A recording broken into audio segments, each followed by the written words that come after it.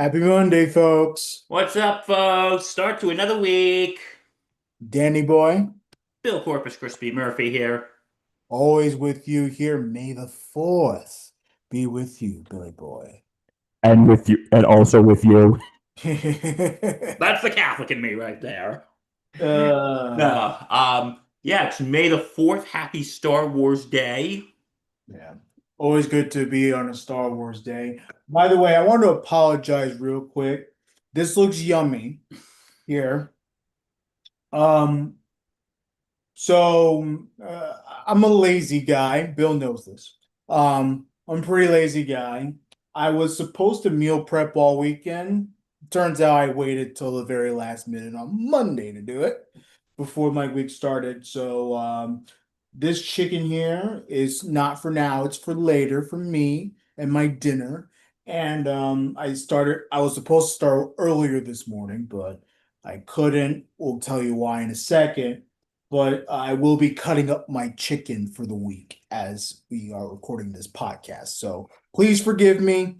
And As he has this very delicious chicken in front of us. yes, it's very nice and juicy and everything. So, I did a taste test already. So, um, for those of you wondering, and again, I apologize. And you see it, you're gonna be savoring and salivating over it.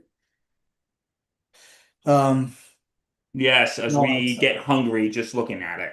exactly. So I do apologize again. I was late to doing it, and for a pretty sad reason, I was late to doing it. We'll get to that in a second. But wow, Star Wars Day. We're looking at his chicken.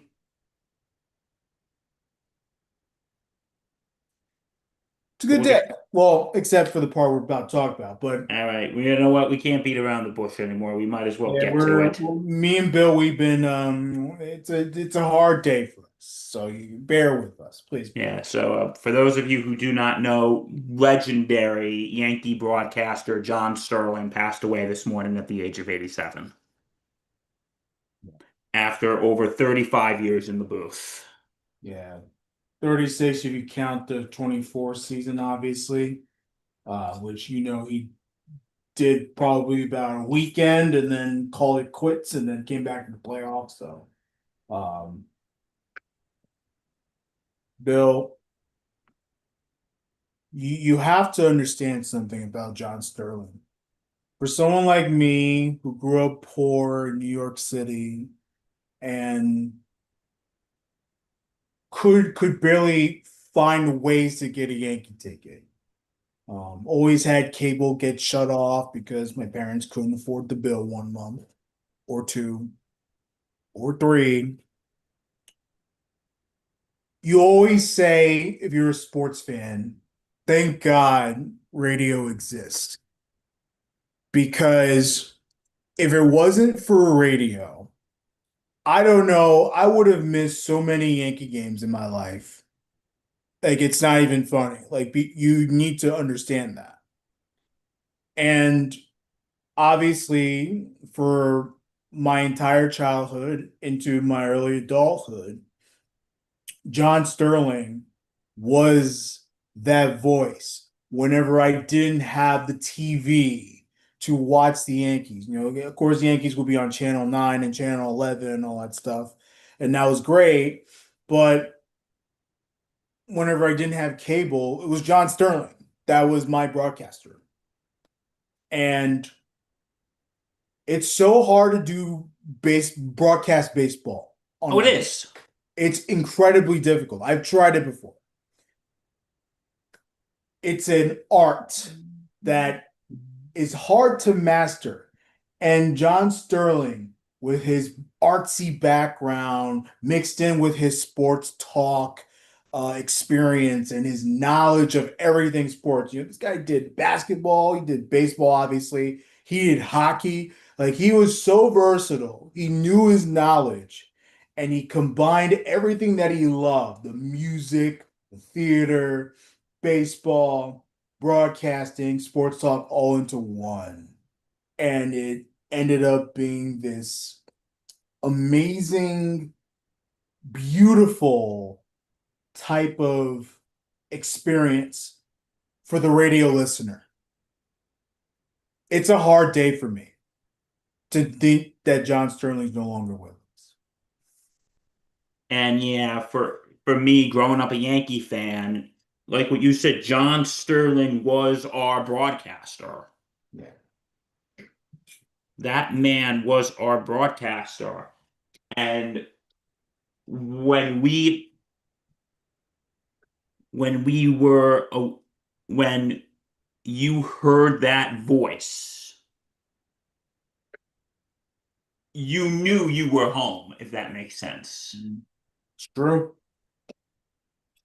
You had that feeling of being home. And John Sterling, and also his Emmy Award-winning Yankeeography.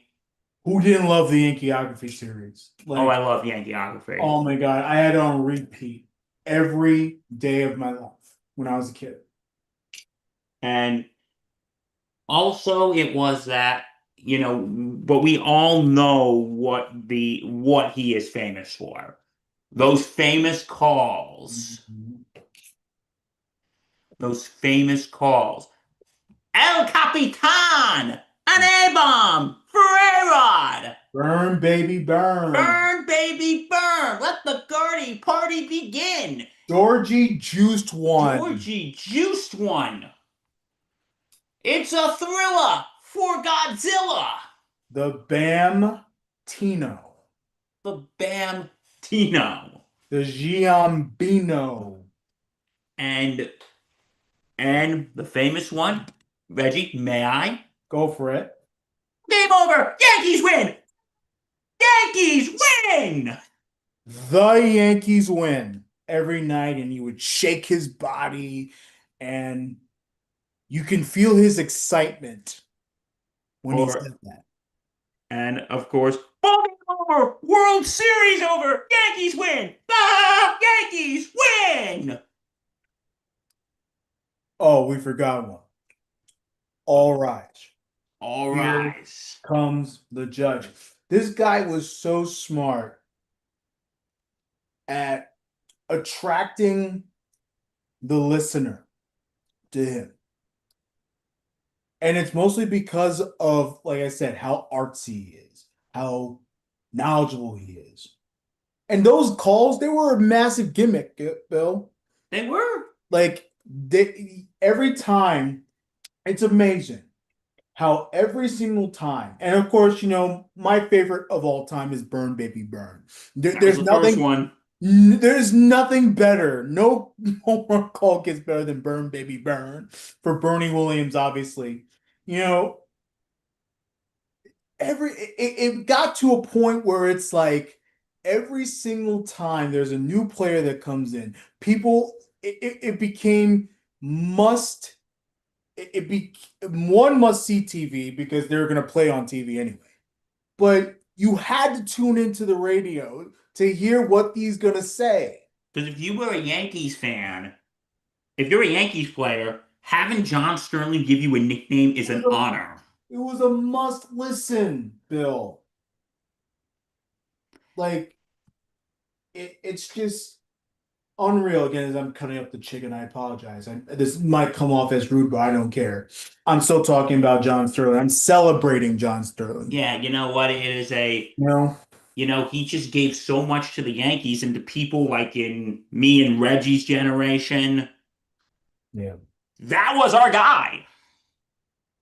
He was everyone's guy. Whether it was WCBS, it would be like, welcome to New York Yankees baseball. I'm John Sterling with Susan Wallman. Welcome to New York Yankees baseball. Or when they made the switch to WFAN. Yeah. Before that, WABC with him and Michael Kay. Like, he was so important to the Yankee soundtrack. It's a tough loss. That's a tough loss for baseball. I remember you texted me this morning because I was still sleeping, and you're like, and I'm like, you said, your bro, R.I.P. John Sterling. I'm like, oh no. Yeah. And you know what? I had the honor in 2024 to go to the game when they were honoring him. Yeah. when he was retiring. I was at that game. And it was just so cool to see that. And, you know, and you know what, when we were talking about the calls, did you know like there was a time when the Yankees were playing the Red Sox and in the radio broadcast they would do this thing, one of the radio announcers for the Red Sox and John Sterling, 1 inning, they would switch booths and do commentary in their Yeah, booths. it was Joe Castiglione, the legendary Red Sox guy, uh, who I think semi-retired too. Um, but yeah, he switched out in the booth with Sterling and Susan and all that stuff. Yeah, and I wonder how it was, like if one of the Yankees hit a home run and he had to, That's and funny. and he had to just hold it in, and he just had to hold it in. Be like, oh God, I can't make the A-Rods, I can't do the A-Rod thing. Oh crap, I can't do that. Oh, I can't do that. I can't make any of my calls here because I'm broadcasting for the Red Sox. No, but I'm sure he had to hold it in now, Yeah, and I'm sure he was not enjoying it. but you know what? That's the beauty about John Sterling, because and like every team broadcaster that has ever existed, they're being accused of being homers. You know, you listen to homers all the time, like Hawk Harrelson in Chicago. Um, Obviously in New York, you have the Caster and Gary Cohen, all those people. Um, Well, now Kay's been doing like more national games now too. yeah, but like, come on, like, Come on, man.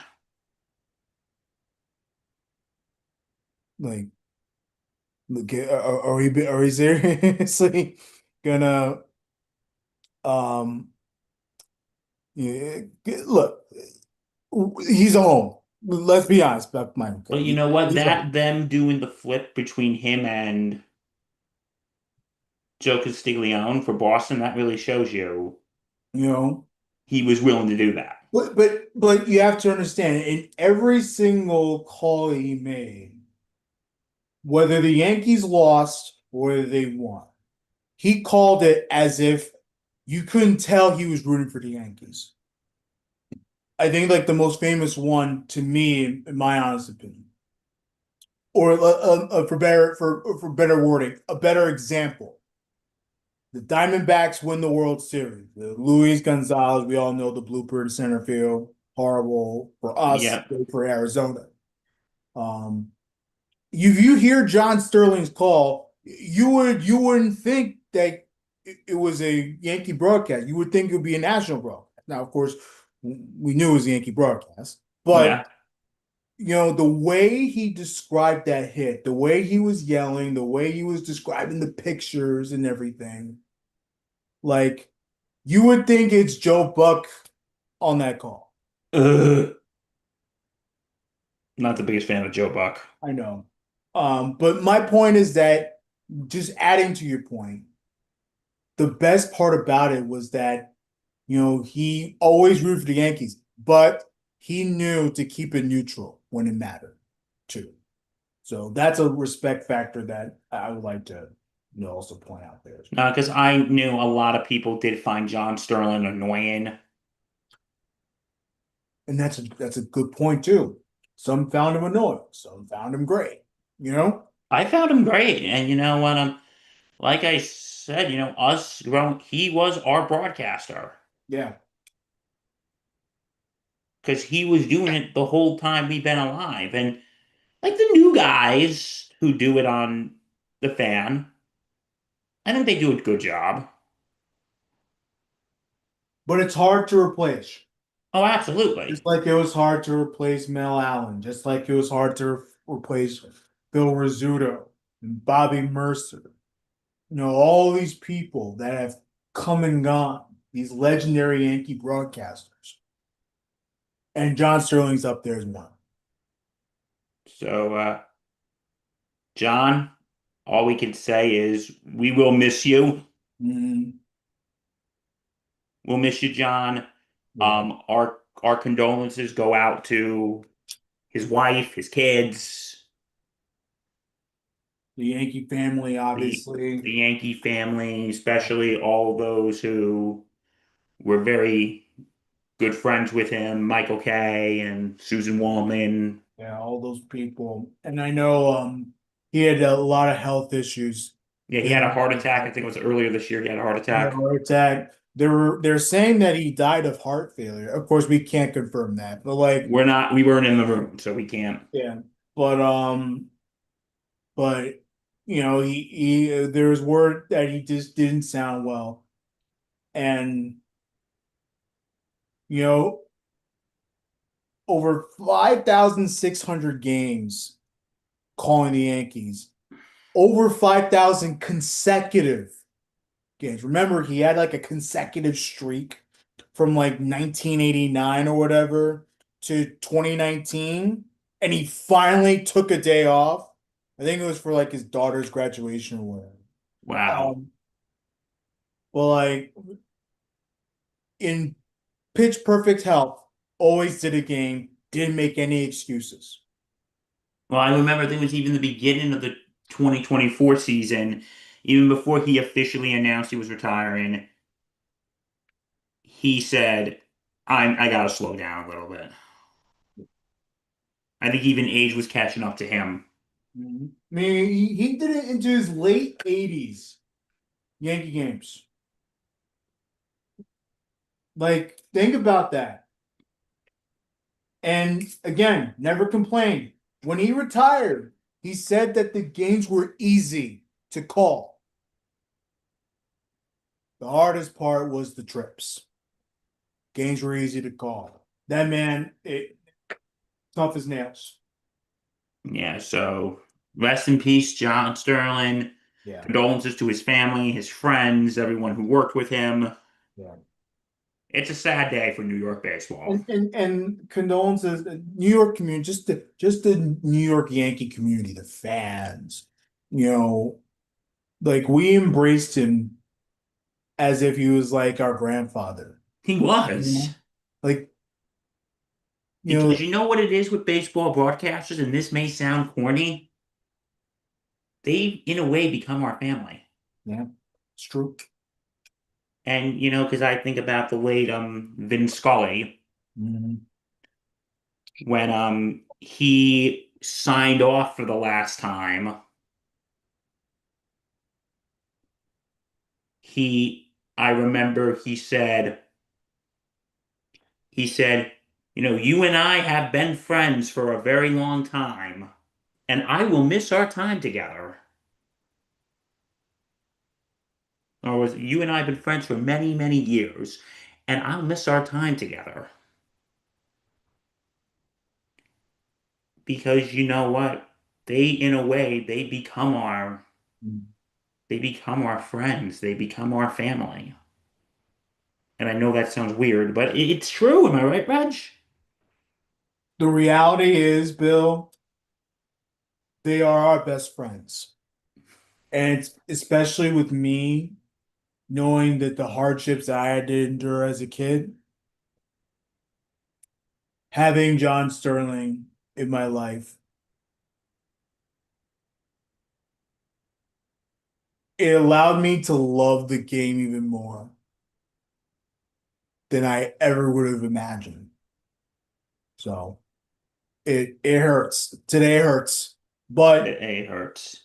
we don't stay sad. Obviously, we're sad in the moment, but it's all about celebrating the life and legacy that he built. And for the next person that will be, obviously, we look to Michael Kay since he's been there for 30 plus years. We look at folks like Dave Sims, who is doing the radio now, does a great job with that. Susan Waldman, who's been with the Yankee organization, before, I mean, before we were born, well before that. Like, you know, it's up to them to continue that legacy of just great broadcasters. Yeah. And may we say, R.I.P. John Sterling gone at 80, dead at 87. And we have to say, as he would say, well, that's baseball, Susan. Always.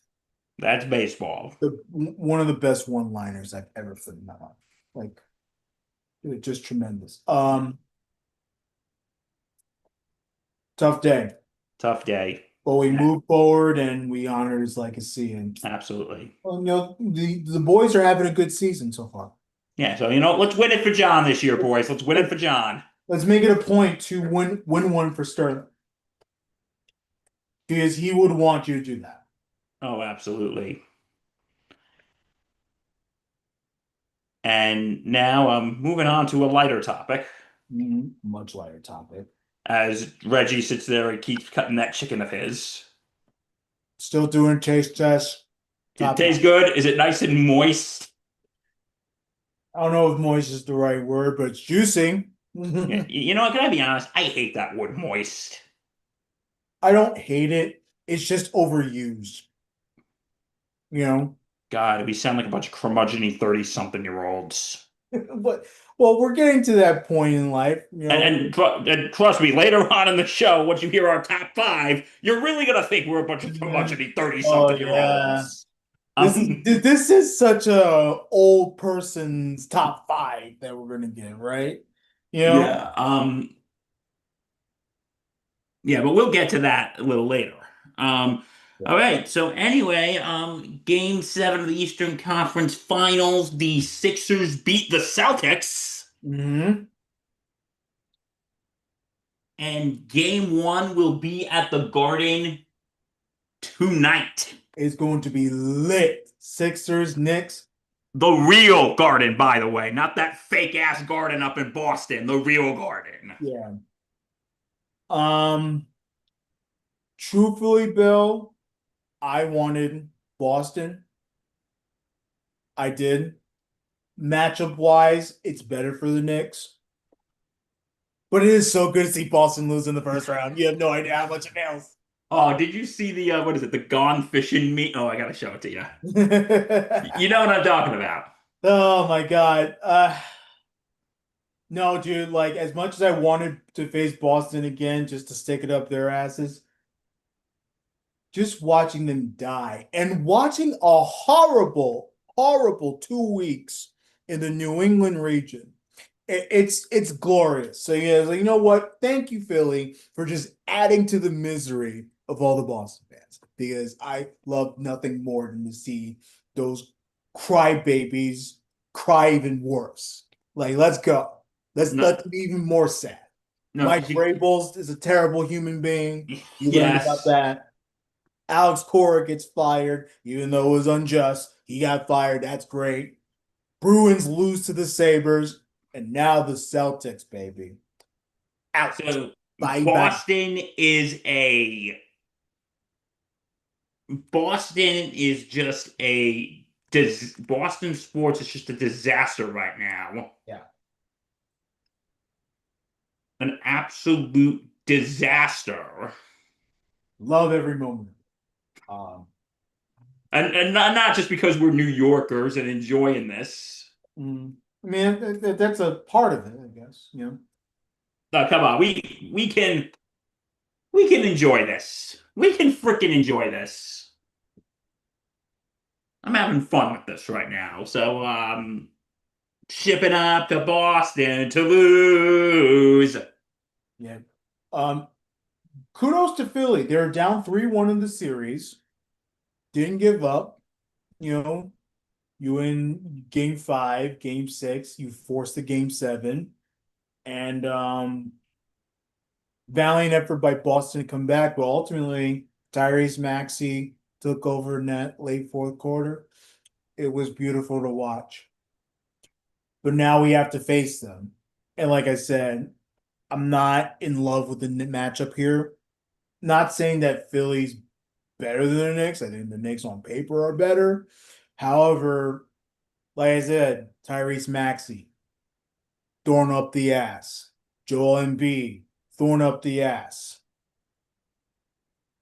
So if you were to make the prediction here, what are you thinking, Reggie? I think it's going to be Knicks in 7.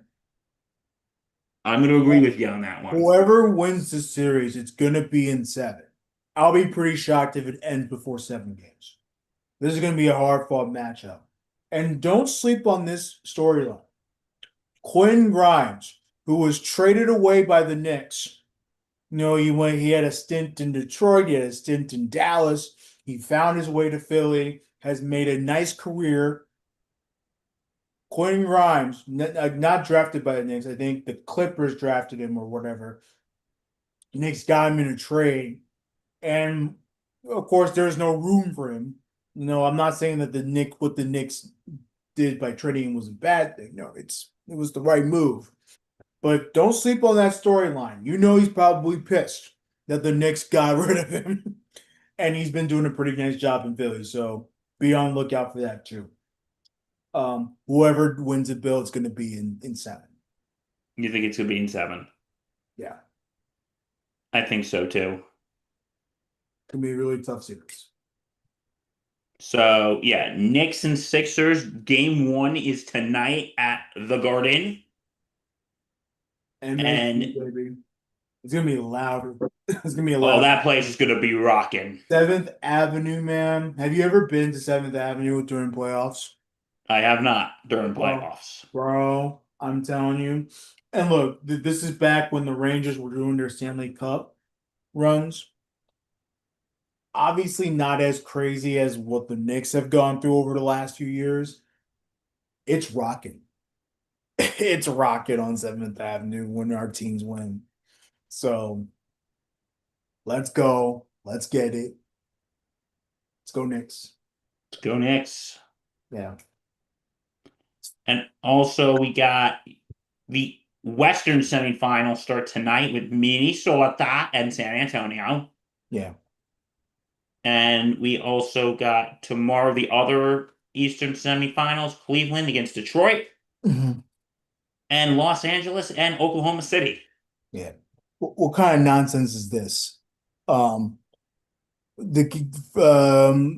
First get 2 games. There are NBC and ESPN. No problem with that. Easily available for people like me. The game after that on Friday, game 3, is on Prime Video. What are we doing? After the first round, no more Prime Video. I agree. No more. What? For what? I love Ian Eagle. I love Ian Eagle. I love Kevin Harlan. I love Michael Grady. Get them off the playoffs. If they want to call it so bad, bring it back to CBS or bring it back to TNT. Don't make us go on the internet to watch a game. It's crazy. It is. It's insane. Why do they do this? Why? I know just why. You ready? Money. Stupid. We have to pay for the Prime service only for them to have ads during the game. What kind of bullshit is that too? We gotta pay for it and then there's ads? Come on now. This is bullshit. Give me a break. This is absolute bullshit. What do you think? That's what but like Bill said, good matchups in round 2. One thing I would like for sure, I'm trying to get my words right, is for the Knicks to be up 2-0 on my birthday. So, Reggie, yeah, Reggie's birthday is Thursday, folks. So obviously when we do SIP on Friday, it'll be past my birthday. I'll be 31. So yes, you survived your first year of your 30s. Congratulations. And it's been a good year, Bill. I've lost weight. It was a very good year. I'm approaching 45 pounds down. That is awesome, bro. Keep up the good work. I feel this relief, this new sense of life and all that stuff. New lease, as they call it, the new lease on life. The new lease on life. I went on dates as a 30-year-old, which I've never done in my teenage years or in my 20s. Never did that. So that was fun.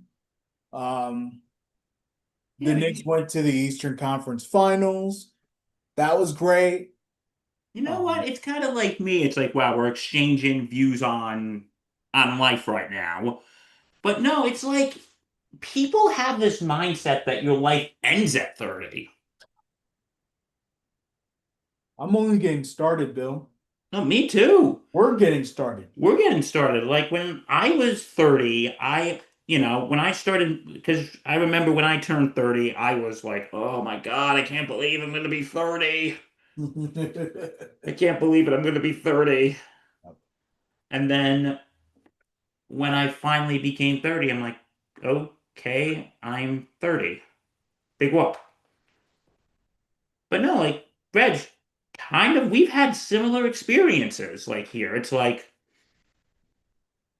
when, it's like with me, when I turned 30, the Yankees made it to the World Series. Mm-hmm. So that was good, except they got lost. Yeah. And, like me, I had my first somewhat serious romantic relationship in my 30s that ended up ending this past December. But, your life does not end when you hit 30. And take notes, friends who are still in their 20s. Yeah, because a lot of people think if you're not successful by the time you're 25, your life is a failure. It isn't. Successful in what ways, though? That's another question. Because we have this kind of obsession as a society with like prodigies, like, Mm. oh, this guy did this before he was 30. Oh, he must be really successful. The Forbes 30 under 30, I think they call it. Or the Whatever 40 it is. under 40, I think it 40 is. under 4. I forget. But like you know what I mean. Like, I remember I saw a meme that said, all these celebrated young people, the musicians, the musicians that became big time hits at their teenage years, and all that stuff. and once they hit us, and then they hit their peak, and then they just become irrelevant. Child actors.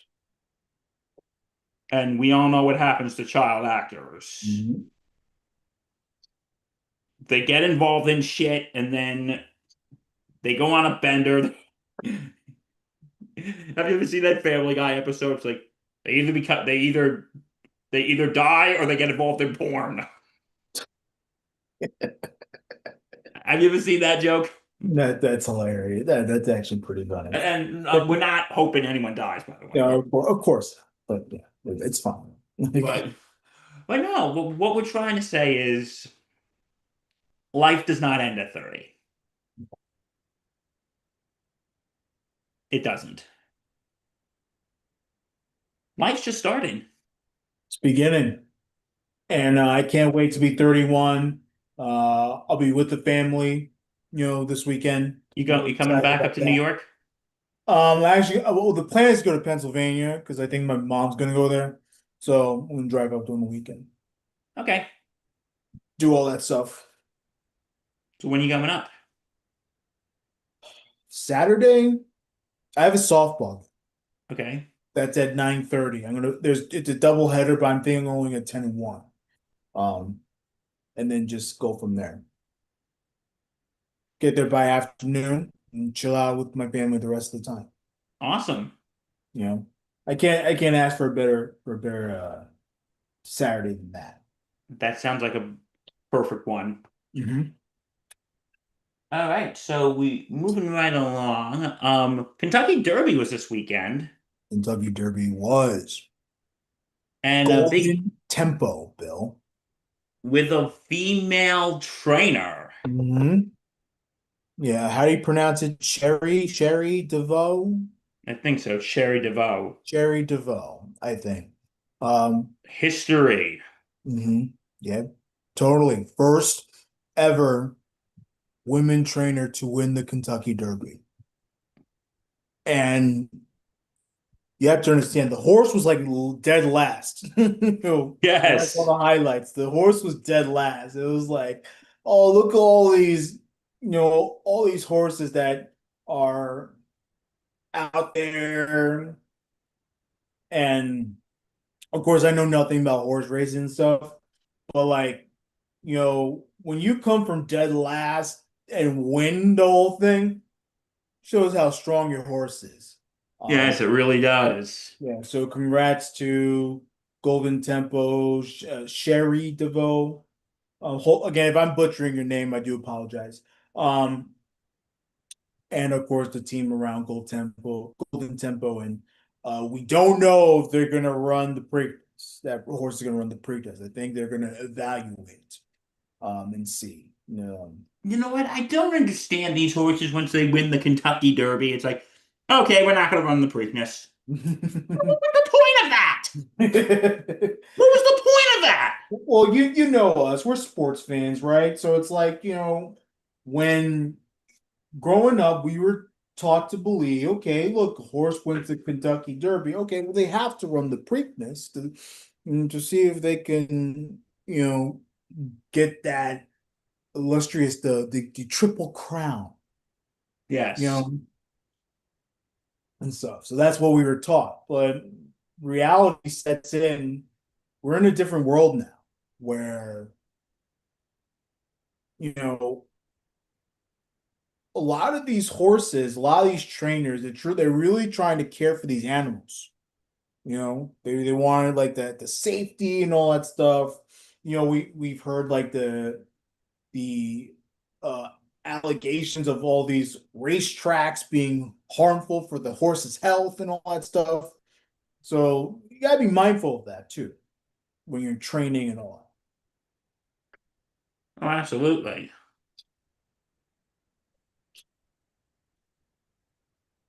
So, yeah, so congratulations to Golden Temple. And now, you're all right about the horses, though. You're right. They get injured really fast. Yeah. I mean, some even die on these racetracks. Look at what happened to what's his face, Barbaro.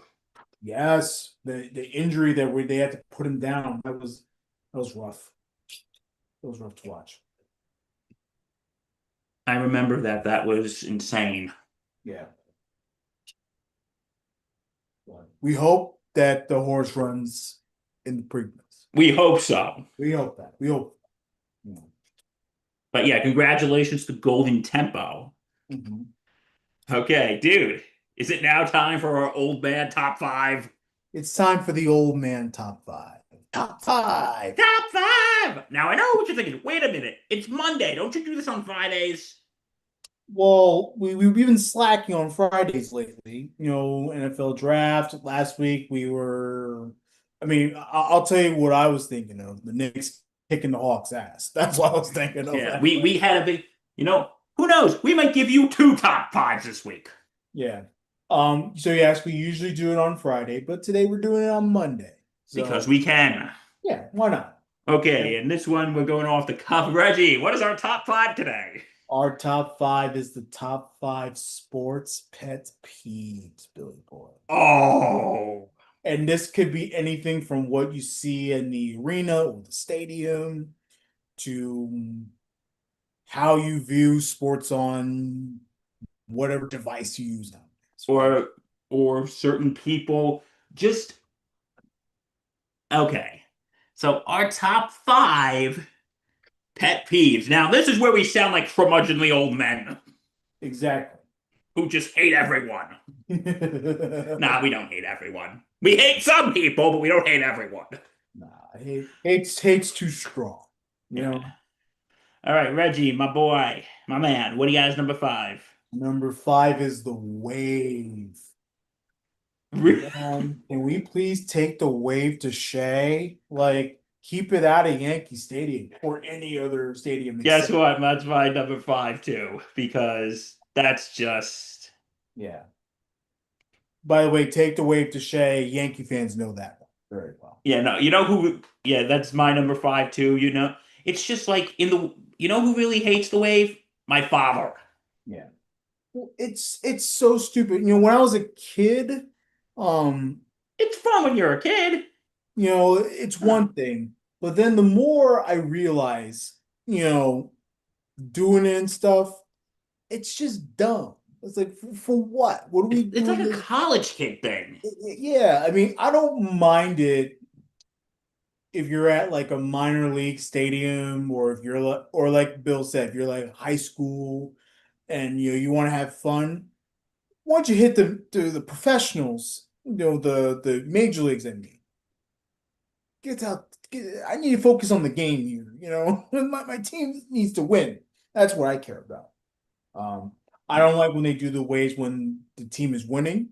I don't like when they do the waves when the team is losing. It's dumb. It's just dumb. It doesn't belong.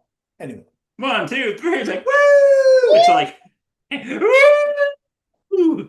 I think what's so fascinating about it? The fact that it goes around the stadium? Like, no, it's silly. It's stupid, bro. Yeah, like why do the freaking wave? It's funny. I was in the bleachers at Yankee Stadium. They're doing the wave. It's going all around the stadium. Of course, the bleacher creatures are like, "Don't even dare." We looked around and said, "You're not doing it. You're not doing it. You're not doing it." No, We're this not is where doing we it. draw the line. And we sat there. The wave came to us. No one in the bleachers did it, and we got booed. We're like, and the whole crowd hated us. Boos all over the place. And we're like, And we're like, we did the right thing, you know? we had to stop it for your own good. Yeah. And of course, we were clapping and everything, like, yeah, because And they're like, boo, come on! Woo! Woo! woo. I think the wave is stupid. By the way, end result of my chicken. Reggie has finished his chicken. Bingo. Okay. Number 4. All right, Reggie boy, what's your number 4? My number 4. I think we were yelling about earlier the streaming services. Like, why do I have to log in to a website to watch a game? Why? Why? Why can't I watch games on my TV? And people are like, well, you can watch it on your TV. You just gotta log on to the app. But I don't want to do that. I want to watch it on over-the-air television. Or if it's on cable, I want to watch it on cable. I shouldn't have to subscribe and pay more money to watch a game. No. If I'm already subscribed to something, give it to me. Like when we have cable. All right. That's my number 4. You know what my number 4 is? And I put this low on the list because some people I can be a little more forgiving of it. The people who ask you nonstop questions during the game. That's actually a good one that I never thought about. And you know what? Okay, I don't want to say this about everyone. Like, here is like some people I'll give this a slack to. My friend Catherine, she's my friend Justin's girlfriend. She's a good friend, and she wasn't really a big sports person, but she started watching baseball when she met Justin, and then by proxy met me. And like there was a time, I think it was game 1 of the 2024 World Series. We were over a friend of ours' house, and she was asking questions, and I wasn't too annoyed. I wasn't. I'm thinking, okay, she doesn't really watch, so I can help and say, hey, why is there 2 people on the batter's box? Why is there 2 people on base? Goes, well, that's the coaching box. The runners on the base, the first, third baseman coach is in the box. Why is it not a first down? Because they didn't get to the first down marker. Or my personal favorite story of the people who annoy me. You know this story, Reg. Yeah. It was Super Bowl 50. Yeah. I was in college. We had a dorm Super Bowl party. I'm around people who had no idea what the hell they were watching. Yeah. We're just here for the commercials. Oh my God. Those people. Yeah. No. Like, what really grinds my gear? Yeah. Those people. And they exist everywhere. It's not just Super Bowl. They exist with the Stanley Cup, they exist with the World Series, and they most certainly exist with the NBA Finals. So, And like, listen, I can't stand those people. Okay, not all of them. Like I said, yeah, not all of them. yeah. But they're like, oh, what is that? What's that? What's that? The whole game they were asking me these questions, and I just called my buddy up, going, "Hey, you watching the game? Yeah. Can I come over?" I said, "Well, we're not having anything big." And I told him, he goes, "You better get your ass over here right now." Mhm. But Have no, you go ahead, the finish your thought. people who constantly ask you questions, like it's okay, it's okay. To a point, it's okay. Are you familiar with Lonely Island? The Lonely Island. It's the music Yes, comedy Andy trio. Samberg. Yes, Yes. There's the We Like Sports song, yes. We like and then sports. like one of the lyric of the song is watching sports with girls of the pain. They don't know the rules. There's no time to explain. Shout out to Lonely Island because it's true. Like, It is. and of course, not every girl. Like I've No. sat down watched sports with girls that actually know what the fuck they're Yes, talking me about, too. Me too. I see and girls at it's Yankee a games, joy. like, I You see know? women at Yankee games, and they're either two, they actually are really into the game and Yeah, awesome, or they're just there because their boyfriend slash husbands dragged them there. exactly. And vice versa. The girl's there with a boyfriend that knows nothing about sports. Oh, and then this is both genders, by the way. Yeah, I've seen it in every which way.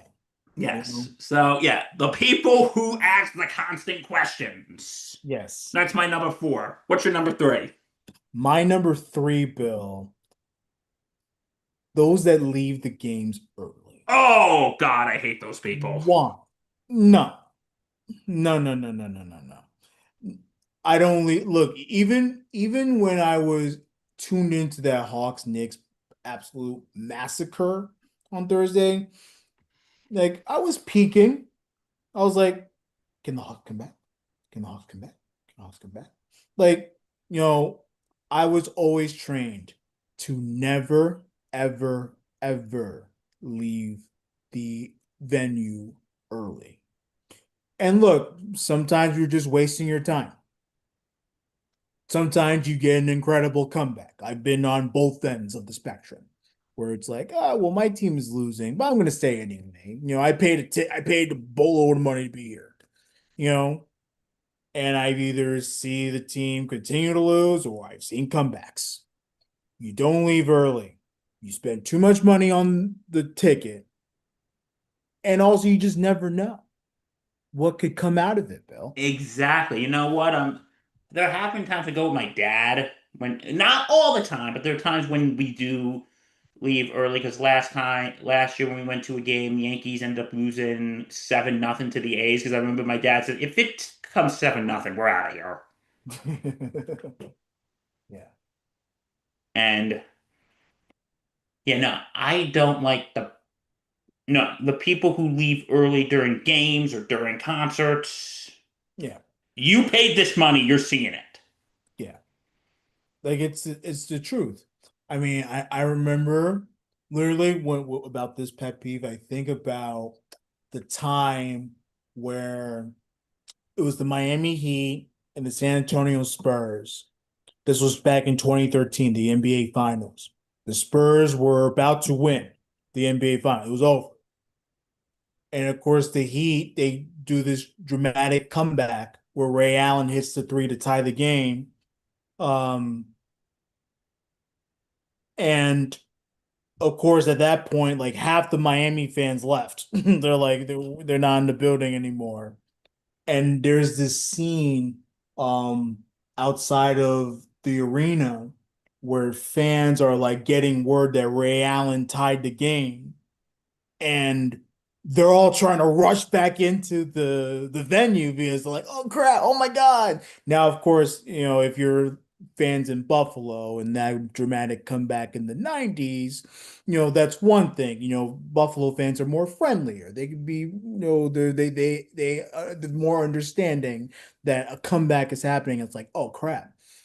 These fans in the people in Miami, the arena, they were not as forgiving. Like, no, no, no, no. Once you leave, You're there's no out. entry. Like you're No, no, out. like when you leave Yankee Stadium, there's a sign going no re-entry. Once you're And out, you're out. And the fans in Miami, they can't try to run back in, and of course they're closed, security's closing the doors and everything. It was the Well, this funniest thing teaches you ever. don't leave early. And then of course the fans were pissed off. No, no, let us back in. This teaches you a very valuable lesson, Reggie, my friend. You Don't leave early. Yeah. By the way, the Miami Heat ended up winning that game and the series. So I bet those people learned a valuable lesson that day. right. You know what my number three is? When you're at a game and people get up while you're watching the game and you can't see a thing. Don't you hate that?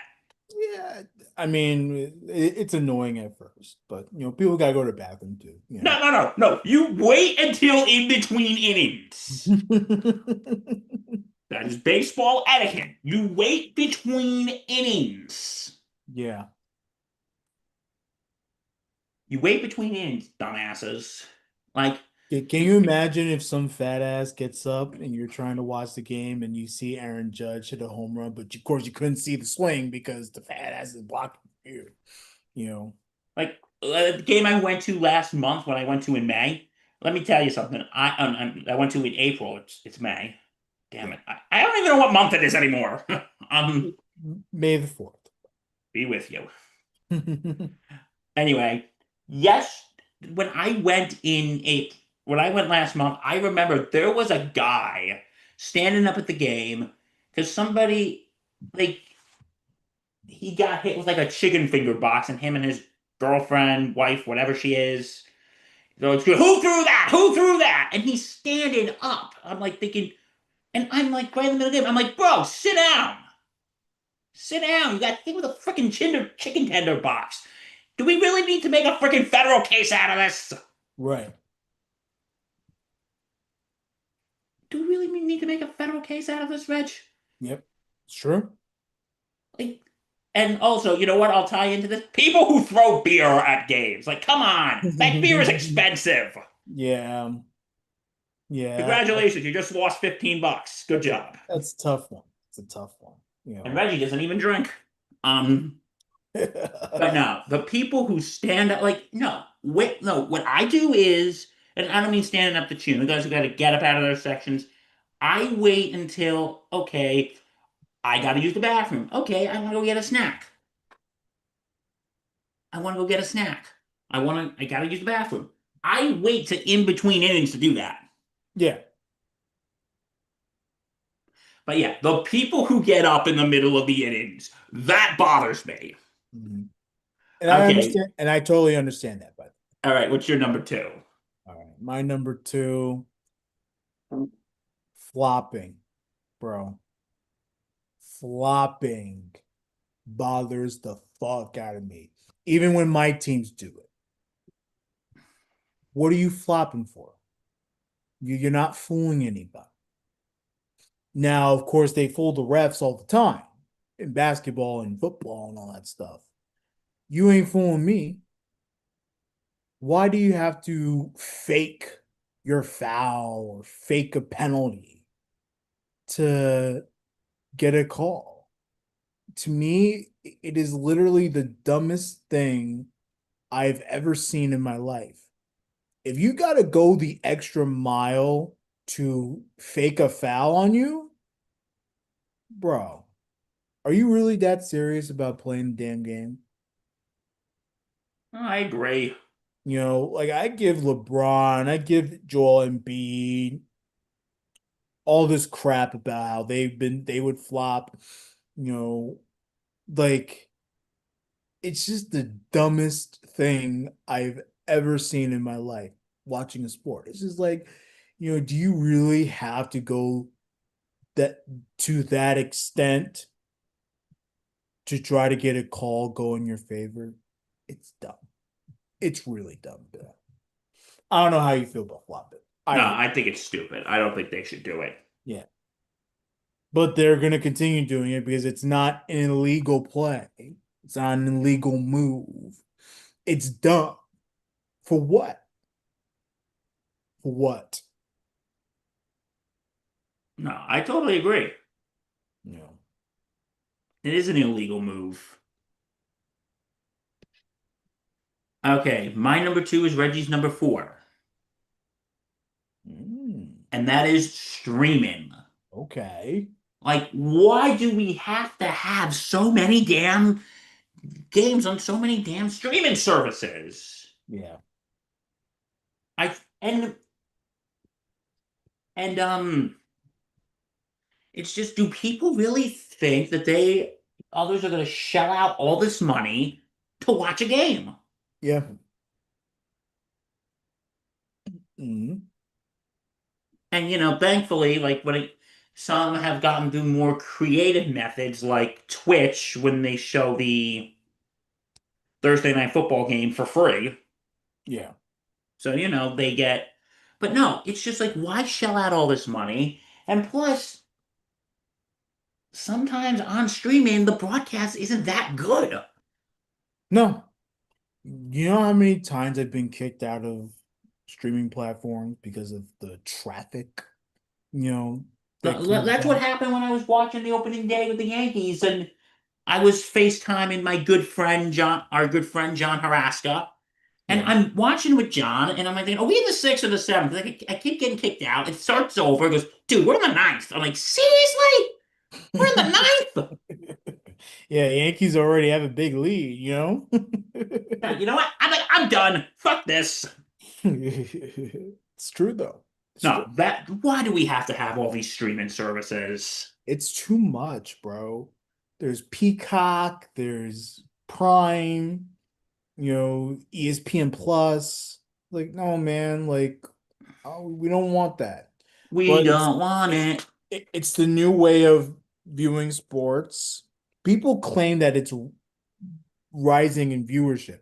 I don't believe that. There's just no way, Bill. There's no way. I agree.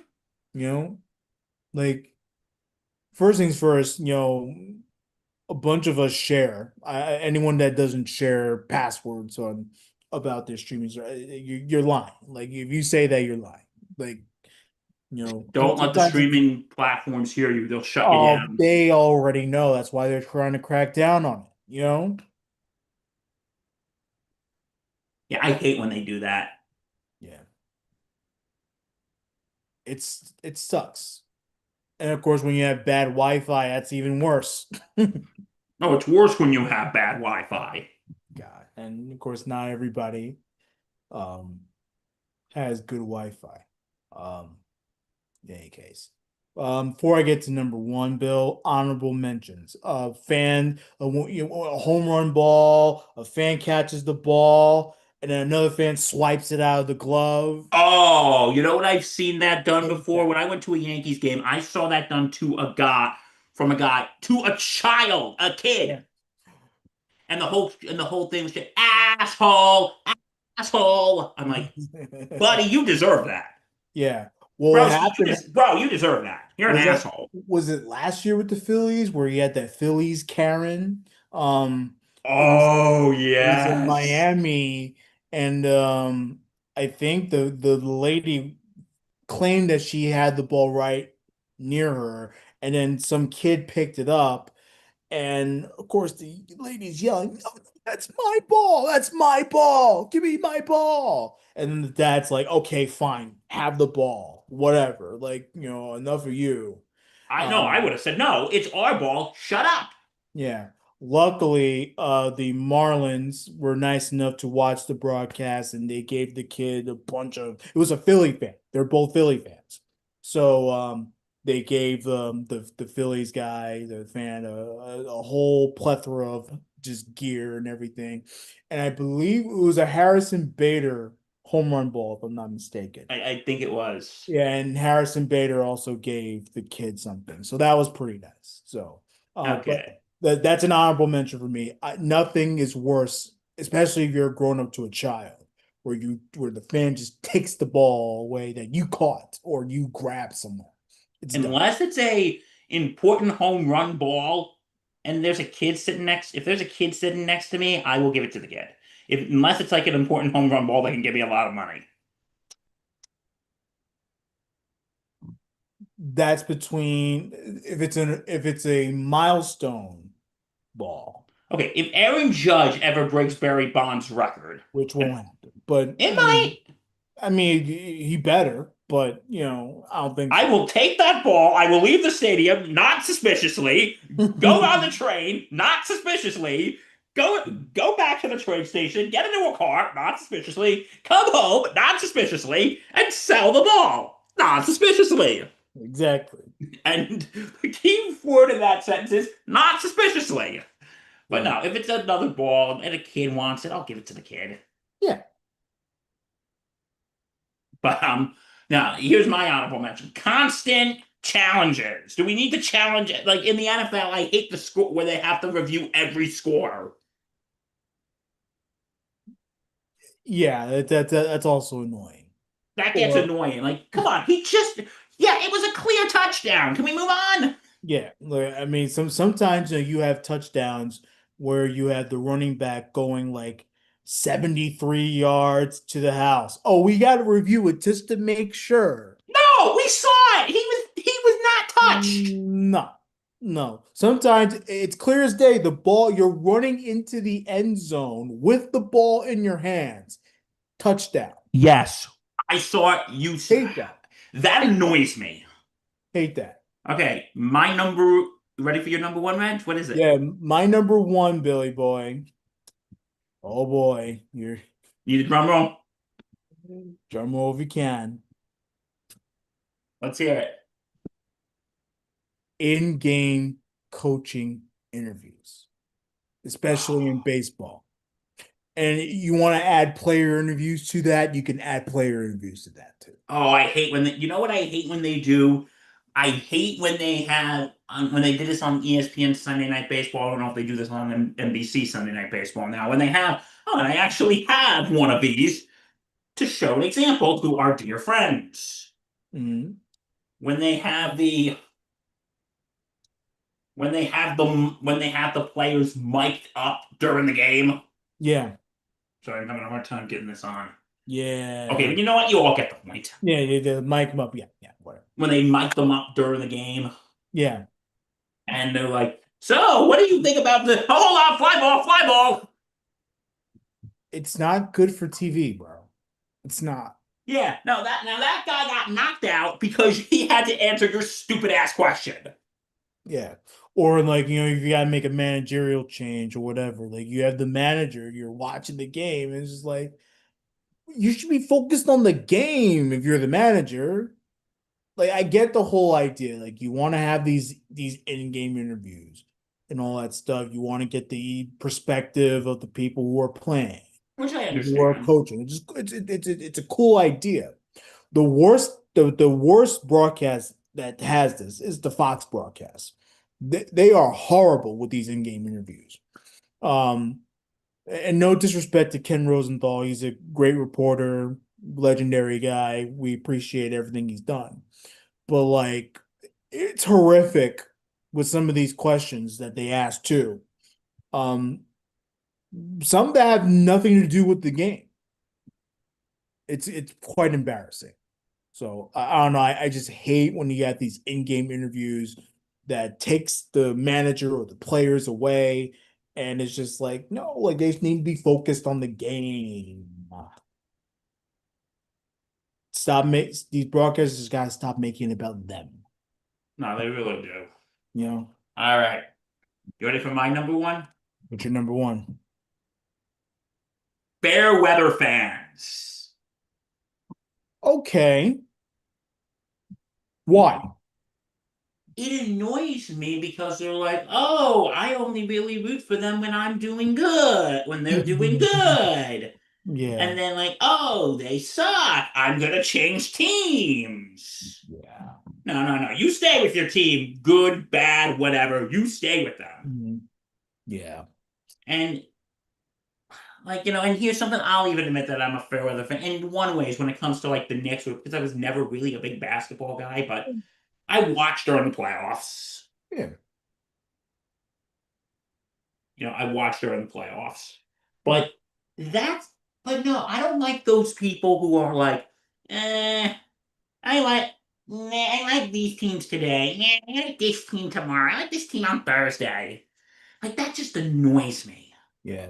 I mean, I've seen many Jet fans in my lifetime, Most of them that are still my friends and some that I barely even talk to anymore that were Jet fans, and all of a sudden the next 2 years they become Packer fans or Cowboy fans or you know Seahawks fans. Like or you know what bothers me more when you start off as a fan of your team, you then see the team suck, you move to another team, but then that team that you rooted for as a child, that's your second team. Ugh, I hate when people do that. Like, The like, multiple teams. why? One team and you stick with it. Why? Now look, I'm guilty of it. I root for the Nationals, but I'm not a Nats fan. I don't I No, because don't you live in DC, so I don't claim to be a Nationals fan. I root for the Nationals because it gives me an excuse to not root for the Mets. You know, let me ask you a question. What if you live in a city with two teams? Like we live in New York, there's the Yankees and the Mets, there's the Giants and the Jets. Mhm. Um, what would you say to rooting for that other team in the playoffs if your team doesn't make it? See, I didn't do that either. The only time I do that, and and just like Bill, like I'm a fair weather hockey fan. Like I don't, even though the Rangers are my number one, I don't mind rooting for the Islanders. I don't mind rooting for the Devils because hockey's not a top sport for me. So it's not like, you know, I'm gonna, root for the Rangers when they're good. No, I'll root for the Rangers no matter what.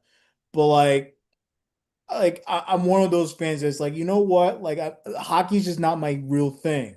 So it's like, okay, well, if the Islanders are doing good, I want them to win. If the Devils are doing good, I want them to win.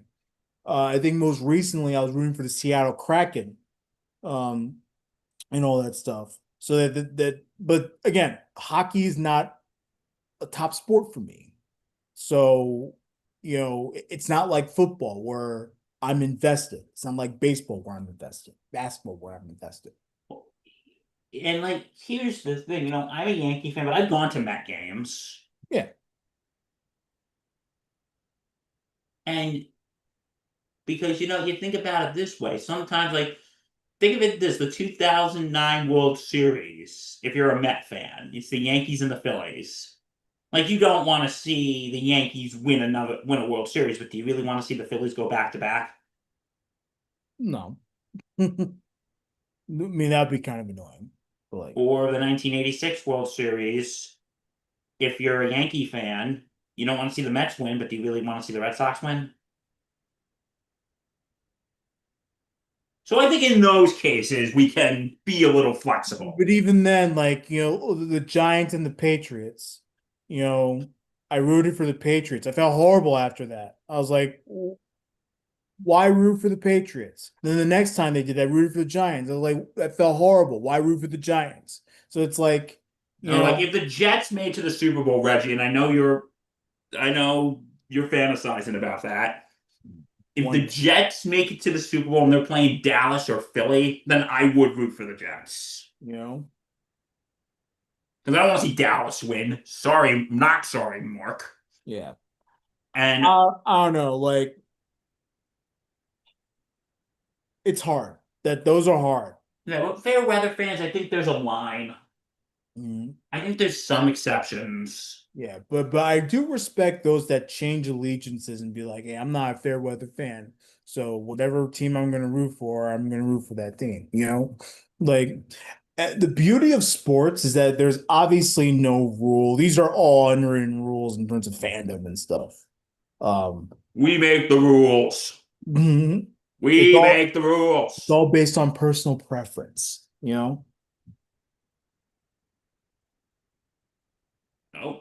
we make the rules, Reg. Why am I starting to sound like JFK right now?